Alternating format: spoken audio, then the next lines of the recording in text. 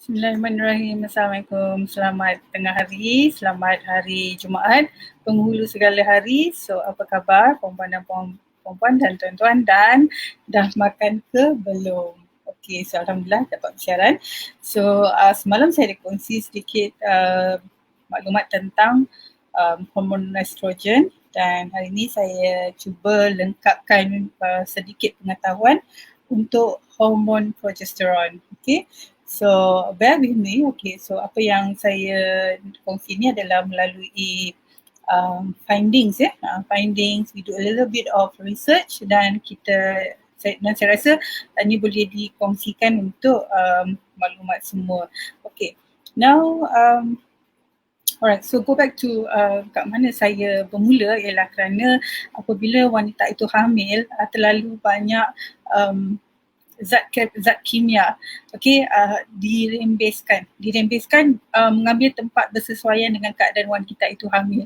Okay, so sebab itu kita cakap kalau macam semalam pasal hormon estrogen yang kekurangan dia boleh menyebabkan banyak kacau bilau dalam ekosistem dalam badan wanita yang sedang hamil tu. Okay, so dan kekacauan itu kita boleh tengok contohnya dalam trimester pertama, bagaimana ibu hamil, ibu yang baru hamil, so daripada kandungan bulan pertama, kedua dan ketiga tu, kandungan dia dia boleh mabuk, muntah, loya, tak sihat, dan ada yang betul-betul terus flat.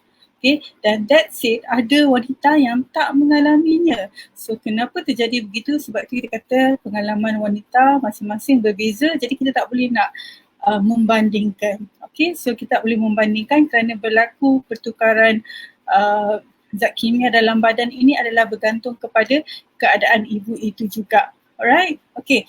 So, now I want to share with you about hormone progesterone. However, this is from artikel lah. Okay, so kalau ada gangguan tu memang artikel selalu dia ada banyak iklan dan sebagainya. So, tapi bear with me, we just want the knowledge, alright? So, hang on, saya cuba kongsi.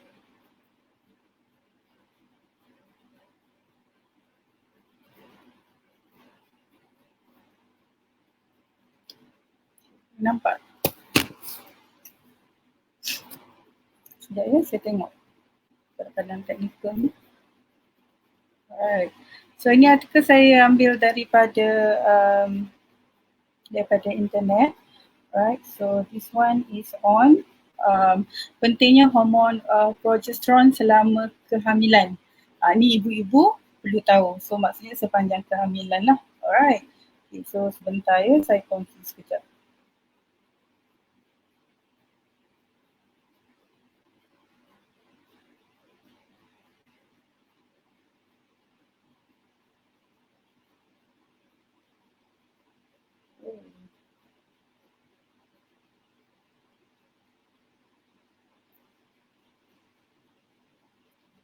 Kadang ada a few things kena kongsi, dia takutkan lepas. Sekejap ya.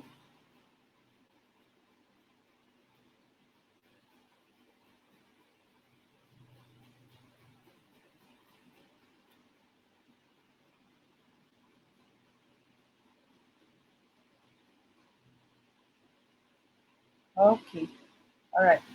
Thank you so much. Alright, so ini dia pentingnya hormon progesteron selama kehamilan. So ini ibu-ibu yang perlu tahu. So semalam saya kongsi pasal estrogen, so hari ini kita kongsi pasal progesteron, sebab ini adalah dua zat kimia yang banyak mengambil tempat untuk melaksanakan fungsi-fungsi dia sepanjang ibu hamil. Okay, jadi kekurangan salah satu tu akan menyebabkan hormon yang satu lagi tu akan cuba menakluki atau menguasai badan ibu hamil itu. Right, so apa yang kita boleh kongsi? Okay, hormon progesteron mungkin akrab di telinga bunda selama kehamilan, tetapi ramai yang tak tahu pentingnya hormon ini. So hormon progesteron juga dikenali sebagai hormon kehamilan. Okay, so hormon progesterone, okay, first ya, dia membantu sel telur yang dibuahi ditanamkan ke dalam rahim untuk membentuk kehamilan serta membantu menjaga kehamilan yang sihat. Okay, so yang menjaga telur, okay, dalam rahim dan juga menjaga kesihatan ibu sepanjang kehamilan ialah hormon progesterone. Okay, so next. So wanita memang secara alami mengalami hormon progesterone di ovarium, di plasenta, di kelenjar adrenal sepanjang kehamilan.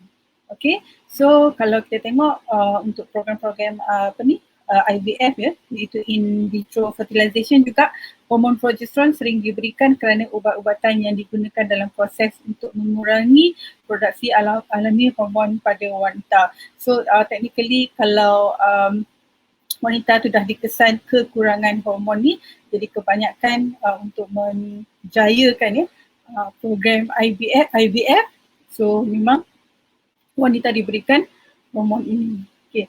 So hormon progesterone adalah hormon yang dibuat di awal kehamilan, okay, oleh sista di ovarium yang disebut corpus luteum. Okay, so sista follicle ovarium ini terus memproduksi progesterone selama 10 minggu selama kehamilan. Okay, so setelah minggu-minggu awal tersebut, maka plasenta mengambil alih produksi progesterone. So selama trimester pertama, kadar progesterone meningkat secara exponentially, tetapi tidak lama kemudian menjadi stabil. Okay, so dia di awal-awal kehamilan tu ya. Okay, so apa penting dia lagi? Hormon progesterone menjadi kunci untuk menciptakan lingkungan yang sempurna bagi ovarian untuk menampung janin dan menjaga otot rahim. So untuk menjaga otot rahim supaya dia fleksibel kan, dan membantu sistem kekebalan tubuh ibu itu. Okay, so hormon progesterone ni adalah zat kimia yang membantu. Okay, alright. So hormon, so contoh ketika seorang ibu sedang menjalani IVF, hormon progesterone ditambah. Okay, sebab kemungkinan follicle ovarium tu tidak berkembang dengan baik dan tidak mengeluarkan hormon yang tersendiri. Right. So hormon progesterone juga dirempeskan selama awal kehamilan untuk dipersiapkan rahim untuk kehamilan. Okay. So ini menyebabkan fasa luteal dimulai dan mengubah lapisan rahim dengan menebalkannya untuk menerima embrio. Okay, so kepentinganlah hormon progesterone. So embrio sendiri merupakan hasil dari sel telur saat dibenihkan oleh sperma. So saat mengejar kehamilan, embrio yang telah dibuahi akan mencapai rahim secara normal 5 hari setelah ovulasi. Kemudian 2 hari setelahnya akan menempel di dinding rahim. Okay, so setelah menempel di dinding rahim, inilah saat puncak kadar hormon progesterone. Bagi ibu yang menjalani IVF, biasanya ibu akan menjalani supplementation suplemen hormon progesterone untuk membantu mendorong embrio yang telah dibuahi untuk melekat di dinding rahim. Okay, right. So kemudian hormon progesterone ni juga adalah punca kita tengok beberapa perubahan kulit kepada ibu yang hamil. Okay, so antaranya seperti nampak kadang-kadang tahi lalat lebih besar, kadang-kadang nampak kita tengok ibu hamil ada yang banyak keluar jerawat dan sebagainya. Okay, so itulah juga hormon progesterone dia. Okay, so I think itu saja. Okay, so kepentingan dia adalah untuk mempersiapkan rahim. So the first 10 weeks tu adalah sangat crucial. Kemudian dia membantu menebalkan rahim untuk embrio bertapak ataupun melekat di dinding rahim. Okay, so itu kepentingan dia. So I nak kongsi satu lagi, right? So saya jumpa. Okay, saya tengok makanan apa yang mengandungi progesterone. Okay, so progesterone adalah hormon jenis steroid yang disintesis oleh ovari dan korteks adrenal. So progesterone dianggap sebagai hormon seks wanita yang bertanggungjawab untuk akil balik, kehamilan dan penyusuan. So kurangnya progesterone dalam badan boleh membawa kepada masalah yang serius dalam kesihatan reproduktif. Okay, sebab itulah ramai wanita tertanya-tanya apa makanan mengandungi progesterone dan adakah mungkin untuk meningkatkan tahapnya dengan bantuan nutrisi. Okay, so hormon ini melakukan fungsi yang sangat penting. Right. So apa fungsi hormon progesterone? Mengawal kitaran haid, menghalang premenstrual syndrome. Progesterone menormalkan proses ovulasi. Sebab tu kalau kita period irregular ataupun darah yang berlebihan ataupun darah yang sedikit, so ini semua bergantung kepada hormon progesterone. Menyediakan rahim untuk dihamilkan lah. Right, dan untuk kehamilan-kehamilan yang akan datang. So mengaktifkan pengumpulan lemak yang diperlukan oleh kehamilan. So progesterone bertanggungjawab untuk dia untuk melapis janin yang boleh dipercayai ke dinding rahim dan mencegah keguguran. Dan juga progesterone menggalakkan peningkatan saiz rahim semasa janin mula tumbuh ataupun mula membesar dan menyediakan proses laktasi. Menyediakan proses untuk penyusuan dan mengurangkan kemungkinan mastopathy. So untuk meningkatkan tahap progesteron dalam badan, anda boleh mengambil ubat hormon tetapi mempunyai banyak kesan sampingan. Inilah sebabnya ramai wanita cuba menormalkan tahap hormon menggunakan kaedah bukan tradisional termasuk makanan. So apakah so kita nak tengok kat sini apa yang bagus untuk produk yang mengandungi progesterone. So we talk about all this while saya cakap pasal makanan like makanan sihat, pemakanan berkhasiat, pemakanan bernutrisi. Right? Semuanya tak lain tak bukan kerana hendak membekalkan zat yang sepatutnya kepada ibu hamil itu. So cara semula jadi untuk meningkatkan tahap progesteron dalam badan adalah penggunaan pelbagai produk yang mengandungi progesteron termasuk buah-buahan segar, sayur-sayuran, buah beri dan herbal perubatan. So contoh dia lada bell tu, lada panas merah, kacang dan kacang tu memang kita pernah sebutlah kacang, lentils tu semua, salad, semua sayur berdaun hijau, salad asparagus, bayam, lobak, dan kubis. Macam-macam kubis lah dan brokoli. So produk ini mengandungi sejumlah besar vitamin A, E, C dan zinc yang merangsang pengeluaran progesteron. So boleh diamalkan. Adalah disyorkan untuk mengambil pelbagai salad dari sayur-sayuran. So dan juga minyak sayuran seperti minyak zaitun, minyak bunga matahari, minyak jagung. Dan minyak sayuran. So dalam diet harian mesti ada buah.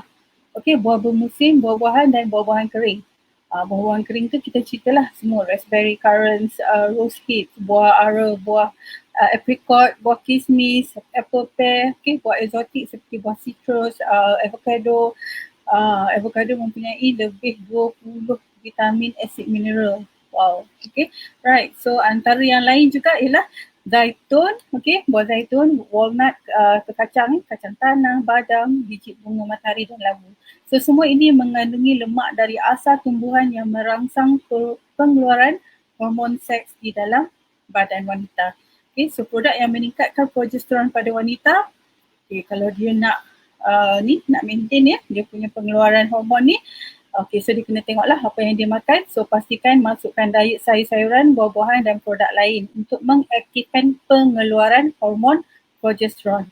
So antara yang disarankan keju cottage, dengan peratusan tinggi lemak, keju, krim masam, susu dan produk lain. Jenis daging yang berbeza. So boleh orang kata rotate lah. So ambil daging putih seperti ayam, kemudian ikan, kemudian daging merah. Kemudian mengambil yang ada sedikit kolesterol ataupun lemak, ikan berlemak, daging lembu, kambing, right? Organ-organ dalaman lah, telur, ayam, right? Dan makanan biji seperti labu, buah bunga matahari, walnut, badam dan hazelnut.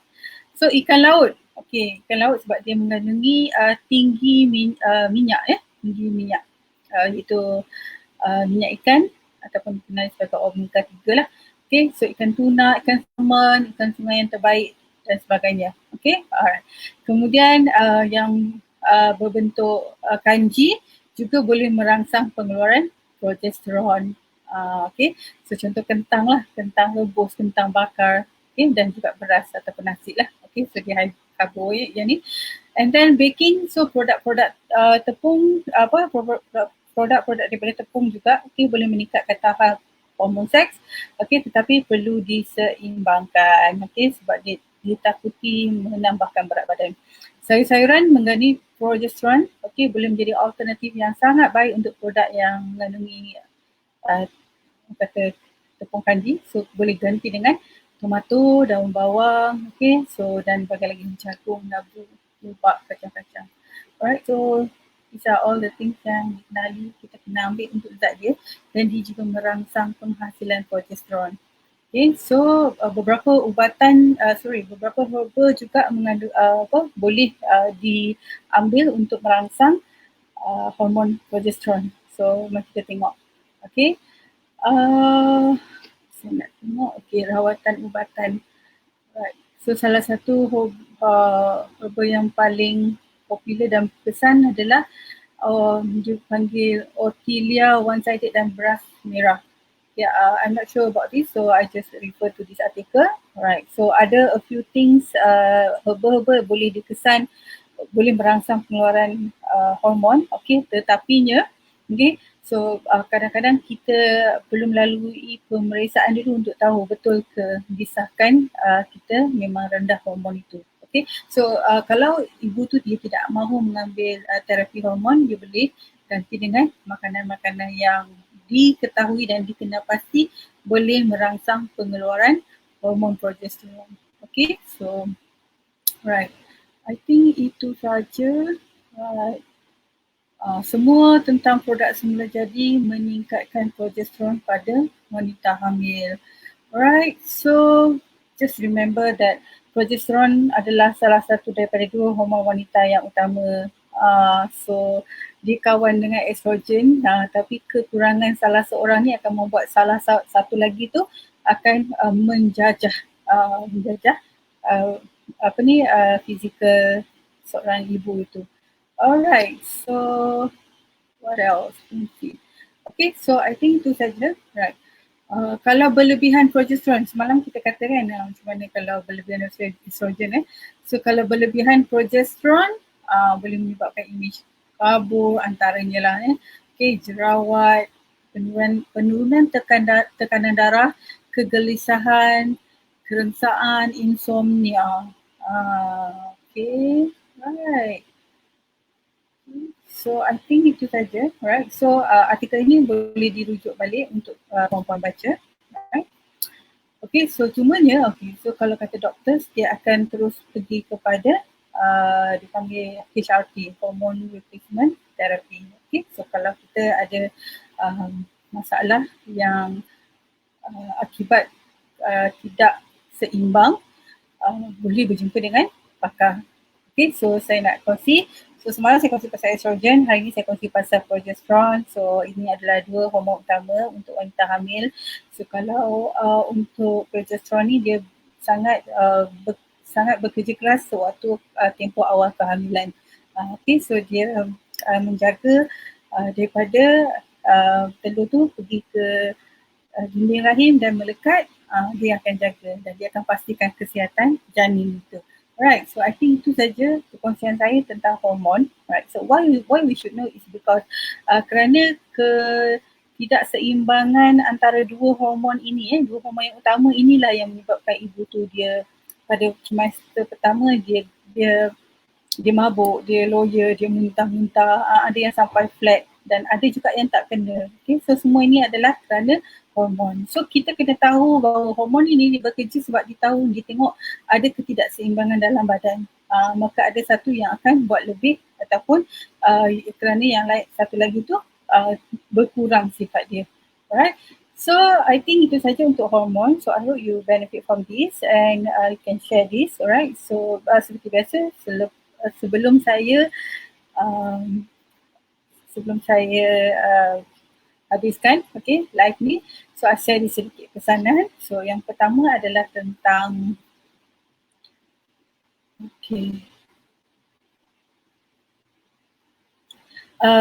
Terbaru adalah kami menyediakan perkhidmatan penghantaran makanan berpantang, iaitu makanan yang dah dimasak. So makanan ini dihantar setiap hari, jadi ibu-ibu boleh menikmati masakan berpantang tanpa perlu menghabiskan masa di dapur, okey, kerana bagi ibu yang baru bersalin, tempoh 2 ke 4 minggu tu adalah dinasihatkan untuk berehat. Jadi kalau banyak bergerak tu akan menyebabkan otot-otot kaki tu akan bekerja lebih keras, okey, dan mungkin boleh melambatkan proses pemulihan sebab sepanjang kehamilan 9 bulan 10 hari dan di dalam bilik bersalin, dewan bersalin, otot kaki sangat bekerja keras dah. Okay, so kita nak dia rehat sekejap. So ibu boleh ambil package makanan berpantang ni kan dan dihantar setiap hari untuk memudahkan. Okay, so jadi kita tak perlu nak spend banyak sangat masa dalam dapur dan kita boleh beri perhatian kepada diri kita dan juga bayi kita. Alright. So kedua ialah untuk ibu hamil dan ibu menyusu, ada vaksin yang sesuai untuk situasi anda. So kemaskini maklumat di aplikasi MySejahtera dan nantikan supaya mendapat sesi temu janji. Okay, right. Dan akhir sekali adalah muat turun ibu percuma. Ibu percuma pertama kami adalah panduan pemakanan semasa hamil. So ini dikenalpasti sebagai antara faktor yang dapat memastikan kesihatan ibu yang optimum sepanjang tempoh kehamilan. Okay, so ada banyak benda kadang-kadang saya cakap kita kena makan itu dan ini. It's not because kita nak makan ataupun macam kita demanding, but it's because itu adalah keperluan asas untuk menjaga kesihatan ibu dan perkembangan bayi. So kita kena tengok tu. So sayanglah kan kalau bayi kita malnutrisi. Okay, so kalau boleh jangan pergi kat situ lah. So I think itu saja from me for today. Thank you so much for watching and listening. So please help to spread this kalau you benefit from this. And insyaAllah kita jumpa lagi. So take care and stay safe. Assalamualaikum warahmatullahi wabarakatuh.